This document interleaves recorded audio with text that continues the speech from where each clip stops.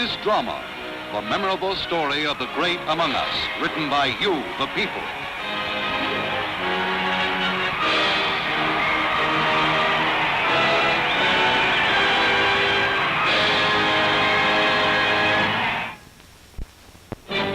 This chapter, FDR, the story of Franklin Delano Roosevelt.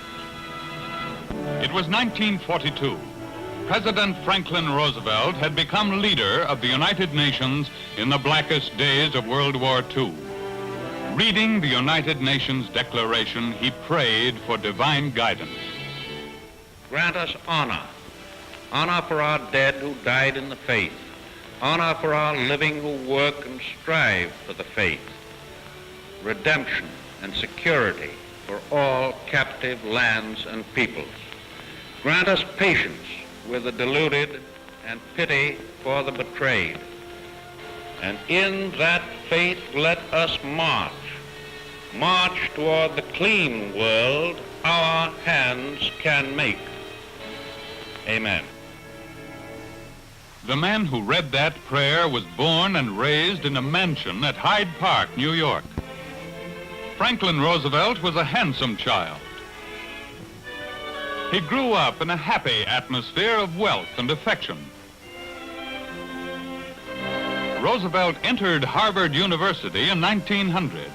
High marks came easy, plenty of spending money, no problems. After graduation, marriage to cousin Eleanor, a pleasant, sheltered life. The New York State Capitol was FDR's first political goal. No more pampering. He wanted to use his legal training and talent. In 1910, he was elected to the state Senate. When the United States entered the First World War, Roosevelt was Assistant Secretary of the Navy. The war years were years of growth. By the end of the war, FDR had a national reputation. He was 39 years old, full of charm and ambition. The future seemed bright. Then one day, into a New York City hospital.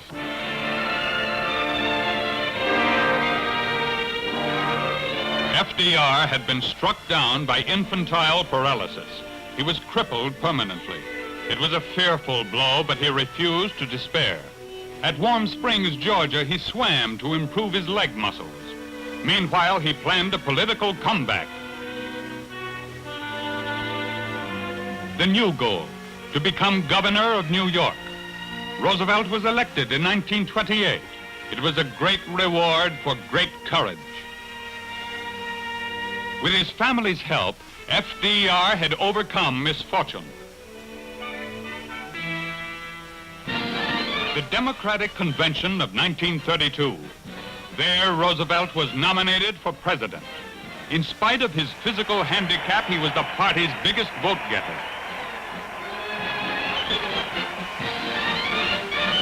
He accepted the nomination with humility. It was a great honor and a tremendous burden. For a man in his condition, the campaign tour was often pure agony. He never complained. Stumping the country, which was deep in economic depression, he pledged an end to breadlines and a new deal for the American people.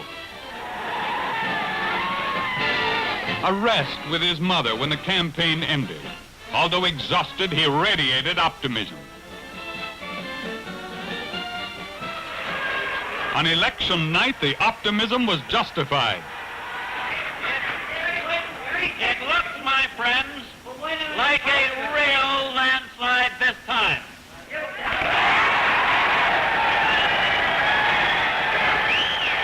Inauguration Day, 1933. The end of President Hoover's administration, the beginning of the Roosevelt era. Driving with Hoover to the inauguration, FDR silently rehearsed a speech to restore faith to confused, hungry people. So first of all, let me assert my firm belief that the only thing we have to fear is fear itself. Settled in the White House, the new president went to work. He had conquered personal despair. Now he had to relieve the despair of a nation.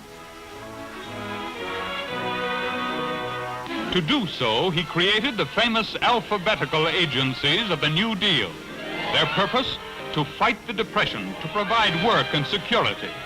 Soon the factories reopened. Unemployed men returned to their jobs.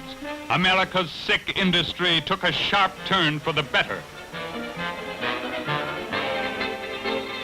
Farmers were helped financially to save their land and harvest their crops. And from Roosevelt's desk flowed a huge program of public works. Pressing a button, he put into operation a great new system of dams, flood control, and electricity for the people. FDR could say truthfully, Fear is vanishing, and confidence is growing on every side. Thus, optimistically, Roosevelt ended his first term in the White House. Hyde Park, 1936. Franklin Roosevelt vacationed there with his grandchildren. Although his New Deal was under fierce attack, he enjoyed his fishing trips, retained his famous smile. But the happy days were numbered.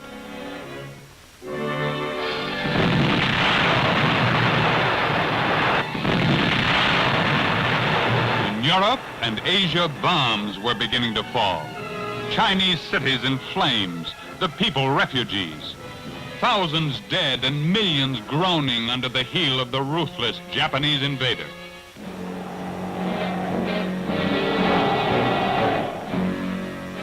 Benito Mussolini, the Italian dictator, reviewed the black shirt heroes of the Ethiopian invasion.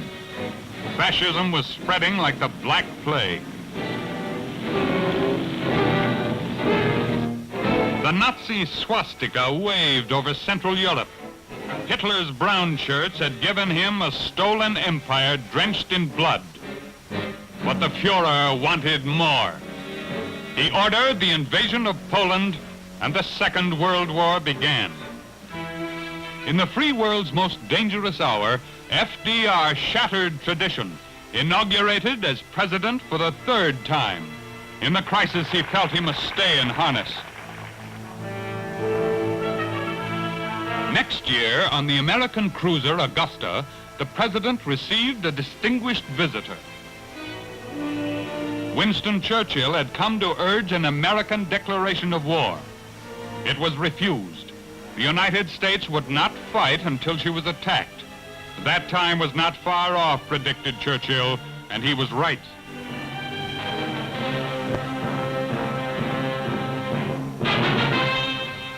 I ask that the Congress declare that since the unprovoked and dastardly attack by Japan on Sunday, December 7th, 1941, a state of war has existed between the United States and the Japanese Empire.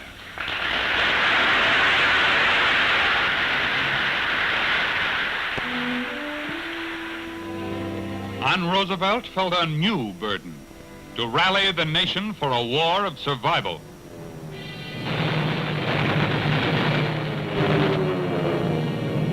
Only a handful of draftees in the beginning, but they were the forerunners of a mighty army. Huge armament plants sprang up overnight. They were inspected by the president. He seemed to be everywhere at once, calling for more and faster production. For the growing army, more tanks, more jeeps and weapon carriers, more convoys. Casa Blanca, scene of the first Great War Conference. There, Roosevelt and Churchill agreed to accept only unconditional surrender. Then a meeting with Chiang of China. By now, overwork was sapping the president's strength. At Tehran with Stalin, Roosevelt was weary. Could he go on much more? Amid rumors that he was mortally sick, FDR campaigned for a fourth term as president. To silence those rumors, he rode in a rainstorm through New York City. The fourth term inauguration. It was without precedent. Roosevelt was haggard as he took the oath. The rumors of illness had been well-founded. But he drove himself on without mercy. His only concern now was to win the war. With Winston Churchill, he journeyed to far-off Russia to attend the Yalta Conference. At Yalta, the war leaders tackled the problems of a peace settlement. Day and night, they labored at the conference table. It was enough to break the strength of any man.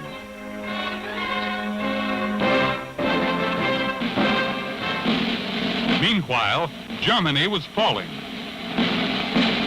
But for Franklin Roosevelt, victory came too late. Roosevelt gone, struck down at the moment of triumph. It was hard to believe.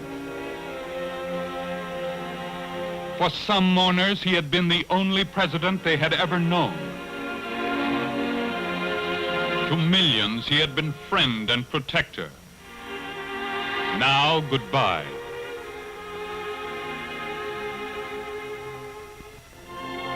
Franklin Roosevelt's political record might be debated, but this much was sure. The man was great. Of all his alphabetical arrangements, the greatest was FDR.